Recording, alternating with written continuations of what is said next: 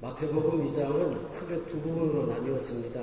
2장 1절로부터 12절까지 내용과 오늘 본문 내용인 13절로부터 23절까지 내용으로 크게 두 부분으로 나뉘어집니다. 제가 이 부분을 굳이 언급을 하는 까닭이 있습니다. 단순한 문학의 장르나 문단을 나누는 문장 내용상의 부분이 아니고 2장 1절로부터 12절은 예수 그리스도가 경배를 받고 있는 그 상황에 중심이 있습니다.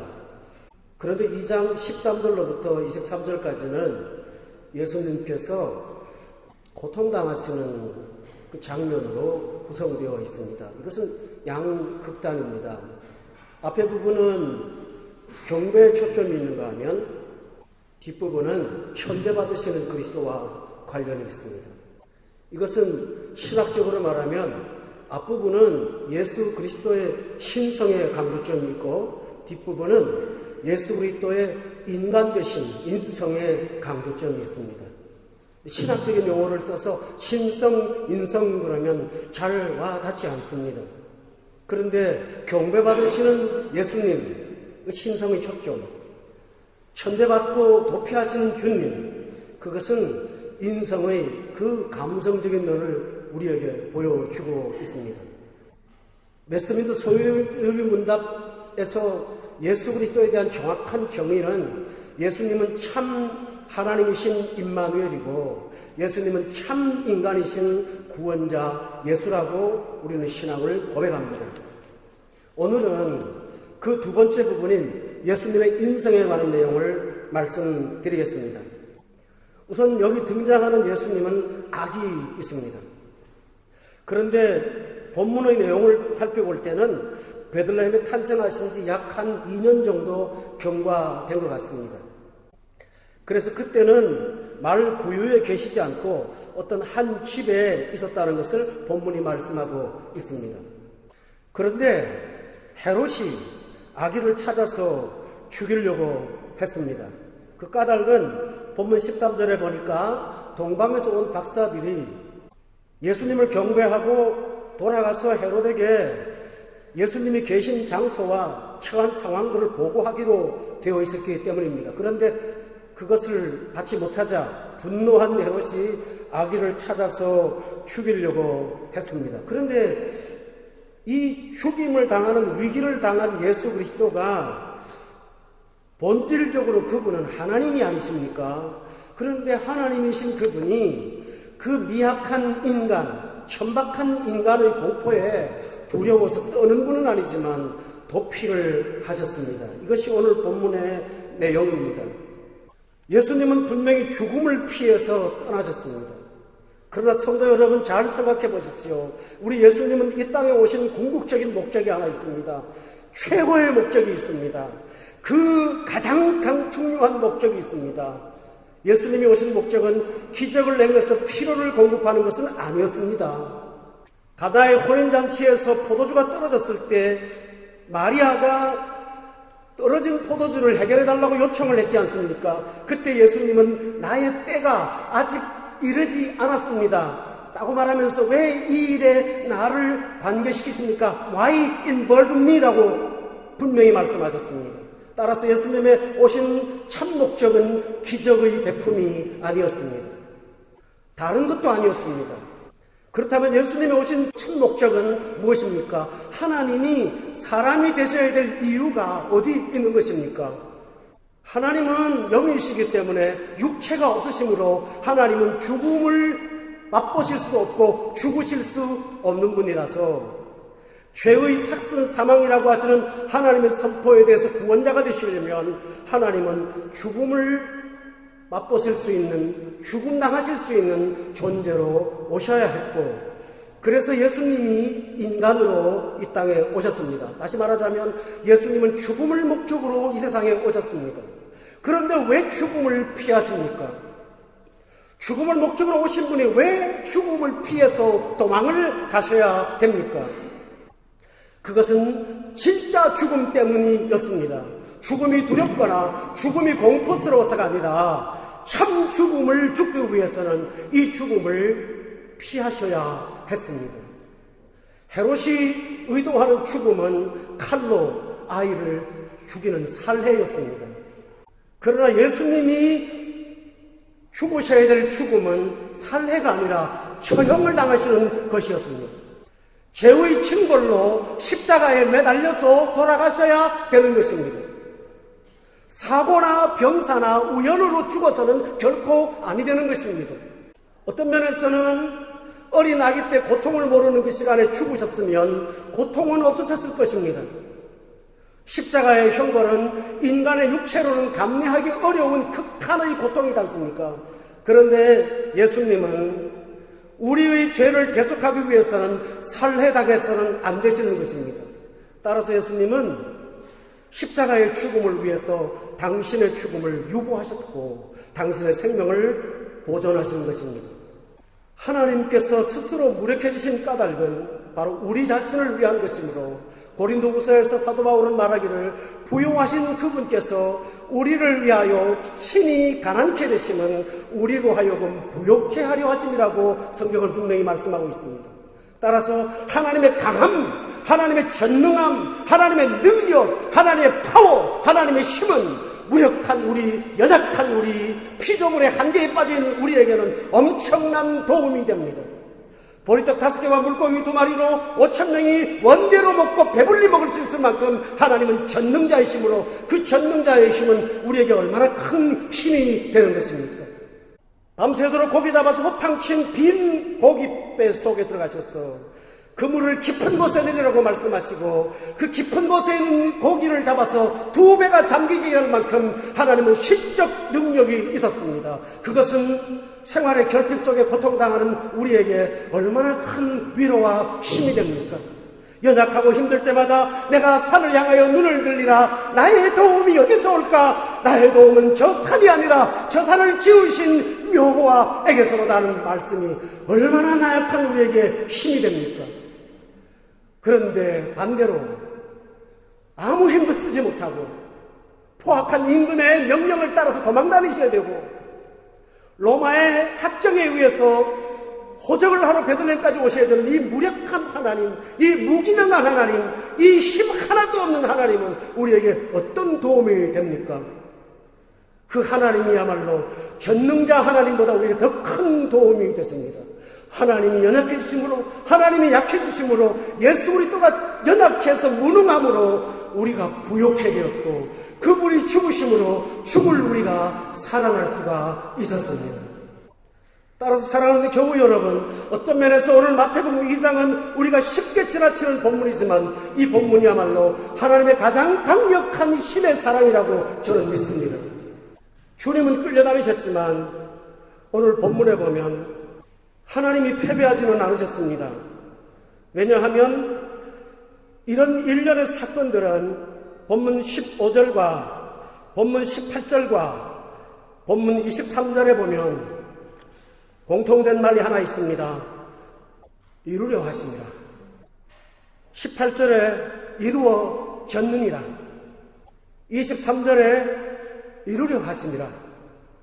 하나님은 끌려다니시는 것 같지만, 하나님은 지배를 당하시는 것 같지만, 예수 그리스도는 무력한 악이시지만 그 무력하신 예수님은 우리에게 약속하신 예언을 이루시는 하나님의 방식이었다는 사실을 말씀하고 있습니다. 교회 여러분, 우리가 살다가 보면 삶을 성공가도를 향하여 달릴 때가 있고요, 어렵고 힘들 때가 있습니다. 그러나 오랜 세월을 지나놓고 돌아보면 성공의 가도를 달릴 때도 하나님의 뜻이 있었거니와 실패와 절망과 늪에 빠졌었던 그 정지된 시간, 소모된 삶, 잃어버린 그 환경의 아픔 속에서 하나님의 일은 찬란하게 진행되고 있었던 것을 여러분이 경험하실 거예요. 이것을 일컬어 신학적으로 하나님의 경륜과 섭리라고 하지 않습니까? 우리는 그 섭리 속에 있습니다. 요셉이 집에서 채색 옷을 입고 아버님의 사랑을 받던 왕자와 같은 삶을 살 때는 그다지 큰일이 일어나지 않았지만 웅덩이에 빠뜨려져서 갇혀있다가 은 20냥의 애굽의 노예로 팔렸고 억울한 누명을 쓰고 감옥에 들어가는 1년에 13년의 고통의 세월은 신기하게도 나중에 돌아보니까 애굽의 국무총리가 되는 하나의 정코스였다는 사실을 우리는 발견합니다. 그래서 찬송가는 이런 걸 가르쳐서 이 풍랑 인연하여서 더 빨리 간다. 그래서 믿는 자들은 절망의 시간에 절망하지 않습니다. 낭망의 시간에 낭망하지 않습니다. 그 속에는 보이지 않는 하나님의 섭리가 신실하게 작용하고 있다는 사실을 믿지 않습니다. 예수님으로 오셔서 무력한 분이셨지만 그 무력함 속에서 하나님의 일은 차근차근히 이루어지고 있습니다. 첫 번째 15절에 있는 이루어졌다는 말은 어떤 뜻일까요?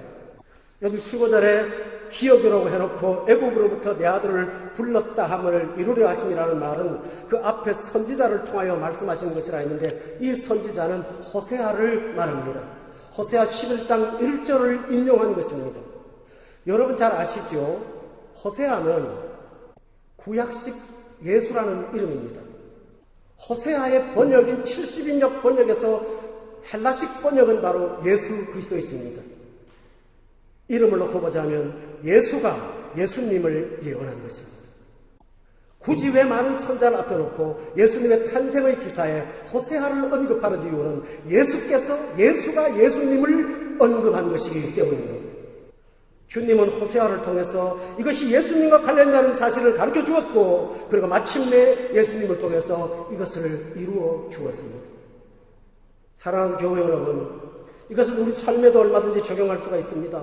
여러분의 생활에 혼란이 있습니까? 우리 생활에 설명할 수 없는 아픔과 앞이 아득한 힘든 고통이 있나요? 그 어두컴컴한 속에서 하나님의 일이 진행되고 있고 이루어지고 있다는 사실을 믿으셔야 됩니다.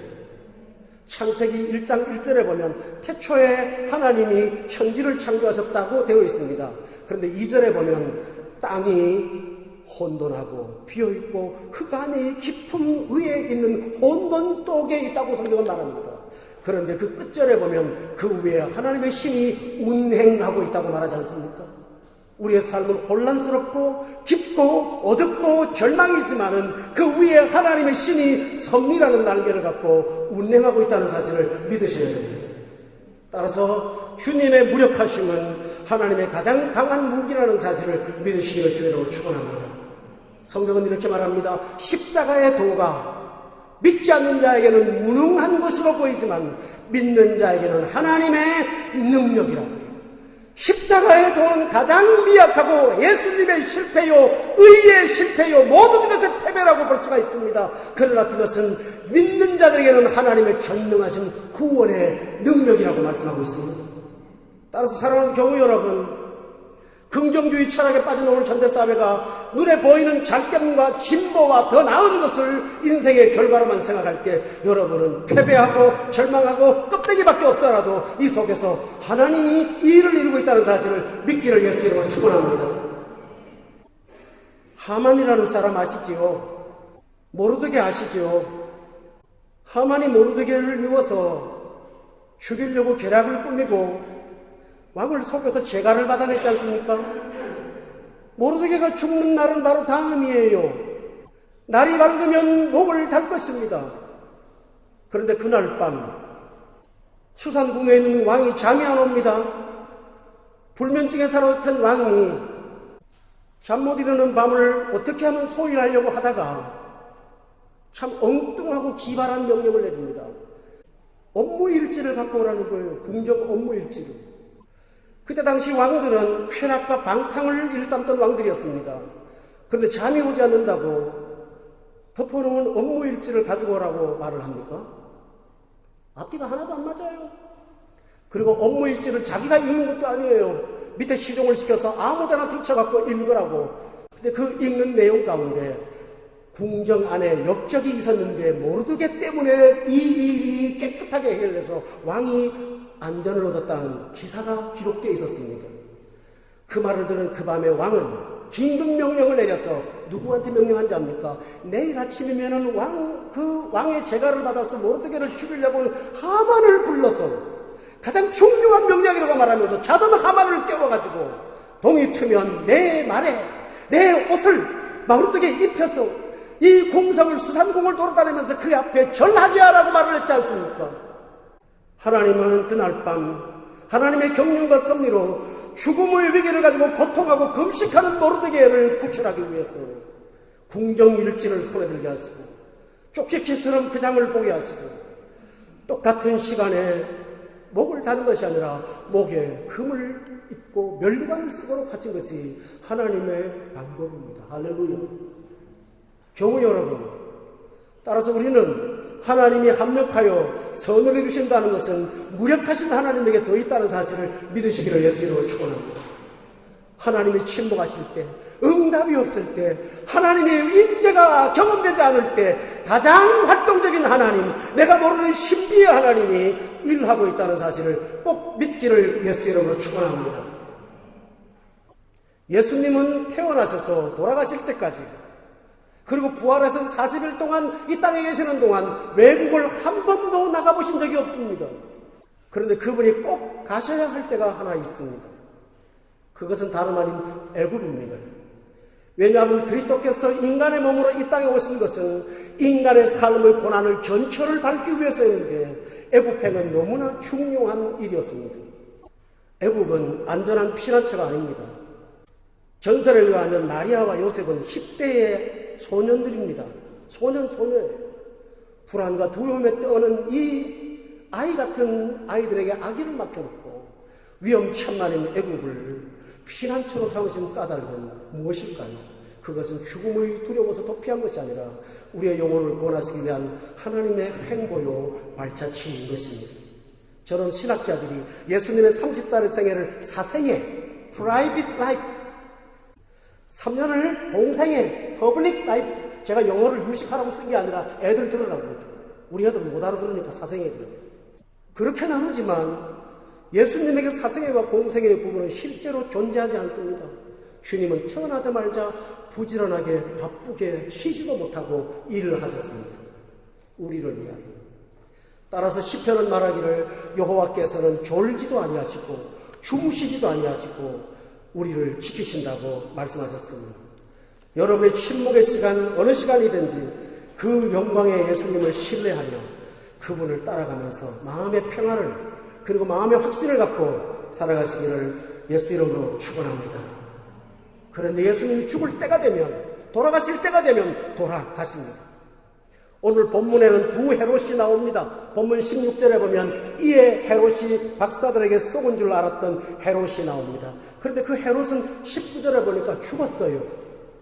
죽고 난 다음에 22절에 보니까 아켈라오가 그의 아버지 헤롯을 이어 유대의 임금이 되었는데 그도 아버지의 이름을 따서 그의 이름을 헤롯이라 이름하였습니다. 두 헤롯이 나오는 거예요. 첫 번째 헤롯의 명령은 피하신 예수님께서 이 두 번째 아켈라오는 빌라도와 원수가 되었던 사람인데 짝을 내서 십자가의 처형을 위한 예수님의 두 번째 재판을 담당했던 사람입니다. 그런데 예수님은 이 헤롯은 피하지 않았습니다. 아켈라오는 헤롯은 그 앞에 정면에 가서 그의 재판을 당당히 받았습니다. 첫 번째 헤롯은 피했지만 두 번째 헤롯의 심판은 받으셨습니다. 때가 되면 주님은 당신을 드러내시고 때가 되면 죽음을 스스로 자청하실 것이고 때가 되면 하나님의 뜻에 따라서 그 악한 앞에 자신의 몸을 내어주면서 우리를 사랑하실 것입니다. 사랑하는 교회 여러분, 우리가 하나님이 지금 안 보인다고 하지만 하나님께서 필요하시다면 하나님의 어떠한 방법으로든지 주께서는 우리와 함께 하신다는 사실을 믿고 살아가시기를 예수 이름으로 축원합니다. 그 무력하신 예수님께서 애굽에서 도피하셨다가 천사가 요셉의 꿈에 나타나 이제 헤롯이 죽었으니까 고향으로 돌아가라고 지시했습니다. 그 이야기를 듣고 요셉은 아기와 그 어머니를 데리고 고향 땅 이스라엘로 돌아갔습니다. 그러나 어디를 가도 안전한 장소가 없다고 판단한 요셉이 너무 두려워했습니다. 그때 하나님께서 천사를 통해서 요셉에게 그러지 말고 본문 22절에 보니까 갈릴리로 가라고요. 갈릴리에 가라고. 그리고 갈릴리에도 여러 동네가 있는데 그 중에서 23절에 보니까 나사렛 동네에 가라고요. 그래서 그곳에 갔습니다. 사랑하는 교우 여러분, 예수님의 인생의 발자취는 요셉의 두려움이 있지만은 불구하고 철저하게 계획된 길을 걸어가신 것인데요. 갈릴리는 이스라엘에서 천대받는 지방이었습니다. 왜냐하면 이스라엘이 바벨론의 포로가 되었을 때 아수르 사람들이 들어와서 갈릴리의 사람들과 혼합을 해서 정통 유태의 피를 갖지 못한 동네입니다. 그래서 혈통을 중시한 유대인들은 그 동네 사람들을 천대했습니다. 그런데 천대받는 동네에서 나사렛이라는 동네는 소위 말하면 깡패, 음란함, 부패, 부정, 살인이 일삼던 가장 사악한 동네였습니다. 그래서 예수님에게 부름받았던 나다나엘이라는 사람은 첫 인상으로 또 뭐라고 말했냐면 나사렛에서 무슨 선한 것이 나올 수 있느냐고 말하지 않았습니까? 그런데 예수님이 그 동네에서 가장 못한 동네, 이스라엘에서 가장 형편없는 동네, 가장 못 사는 동네, 가장 악명 높은 동네, 그 동네에 가서 사셨는데 23절에 보면 그냥 산 것이 아니라 나사렛 사람이라고 칭함을 받았다고 했습니다. 이 말이 뭘까요? 제주도에 잠깐 다녀간 관광객 보고 제주도 사람이라고 합니까? 안 합니다. 서울 사람이 제주도 왔다고 하죠? 그러나 대대로 산 사람은 누구라고 그러죠? 제주도 사람이라고 하잖아요. 나사렛 사람이라는 말을 왜 붙였는지 압니까? 그냥 이름 아니에요. 예수님의 생애 가운데 28년을 여기서 사셨어요. 28년을 여기서 사셨어요. 목수로 사시고 거기서 사셨어요. 그래서 나사렛 예수가 되었습니다. 교우 여러분, 우리는 창세기 3장을 잘 알고 있습니다. 하나님께서 인간에게 주신 가장 이상적이고 죄도 없고 거룩하고 아름다웠던 에덴 동산을 기억하시죠? 그곳에 아담과 하와는 하나님의 법만 따랐다면 아무것도 위험이 없고 악도 없는 아름다운 장소, 거룩한 장소 아니었습니까? 그런데 그들은 그곳에서 죄와 사망을 불러들인 범죄를 했습니다. 그런데 예수 그리스도는 나사렛이라는 가장 악한 곳에 가서 28년을 사시면서 율법의 의로 흠이 없는 완성을 이루셨습니다. 따라서 예수님은 신성을 갖고 율법을 준수한 것이 아니라 인간의 연약함을 가지고 율법을 완성시키심으로 우리의 구원자로서 적격한 삶이 거기에서 이루어진 것입니다. 사랑하는 교우 여러분, 우리가 예수님이 나사렛 사람이라는 것을 단순하게 보지 않기를 바랍니다. 그 나사렛 사람이라는 칭하는 것은 뭡니까? 내가 실패한 그 자리에서 주님이 승리하셨고, 내가 순종하지 못한 그 자리에서 주께서 순종하셨고, 내가 주님을 미워했던 그 자리에서 주님은 하나님을 사랑하셨고, 내가 패배했던 고통의 장소에서 예수님은 희망의 장소로 바꿔놓은 것을 우리가 본문을 통해서 보는 것입니다. 그리하여 마침내 예수님은 내가 달려야 될 십자가에 당신이 대신 달리심으로 인하여 내가 들어갈 무덤을 파괴하시고 영원한 생명을 허락해 주셨습니다. 사랑하는 교우 여러분, 저는 오늘 여러분께 권면하고 도전합니다. 예수 그리스도야말로 우리의 모든 것이 된다는 사실을 마태는 가르쳐주고 있습니다. 예수님은 우리의 과거와 현재와 미래가 되시고 영원히 되십니다. 예수님은 내 삶의 모든 것이요, 삶의 기원이요, 목적이요, 과정입니다. 예수님은 우리가 그로부터 말미암아 나왔고 그를 향하여 가고 그를 위해 존재하고 그를 따라서 가는 예수님은 길이십니다.